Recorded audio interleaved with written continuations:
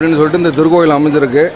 இந்த காளி அப்படின்னா வரலாறு என்னன்னா, வல்லான்கிற ஒரு அசுரன் வந்து சிவபெருமான இடத்துல ஒரு சாகாத தவம் புரிஞ்சு சாகா வரம் பெற்றான். அதாவது பெண்ணாலேயோ ஆணாலேயோ இயற்கையாலேயோ எந்த விதமான ஒரு விலங்குனாலேயோ தனக்கு வந்து இந்த உயிர் சேதம் வரக்கூடாது, இறப்பு வரக்கூடாதுன்னு வேண்டிக்கிட்டு அதை தவம் புரிஞ்சதுனால சிவபெருமான் வந்து அந்த வல்லான்கிற அசுரனுக்கு சாகா வரம் கொடுத்து விட்டார்.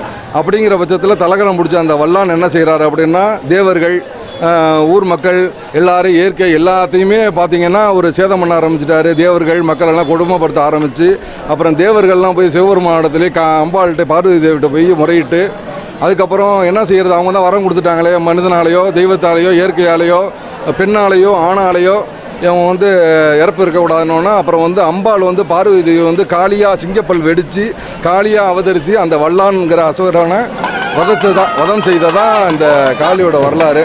அதை எங்கள் முன்னோர்கள் வந்து நினைவு கூறும் விதமாக இதை காலங்காலமாக பார்த்திங்கன்னா இந்த அம்பாளை வந்து அத்தி மரத்தால் வடிவமைச்சு வருஷத்துக்கு ஒரு வாட்டி இதே மாதிரி திருவிழா கொண்டு இந்த இப்போ வந்து இதில் சிறப்பு பார்த்திங்கன்னா அம்பாள் வந்து படுகளம் செல்லுதல், அந்த வல்லானுங்கிற அரக்கனை வந்து வதம் செய்கிற காட்சி வந்து இப்போ நடைபெறும்.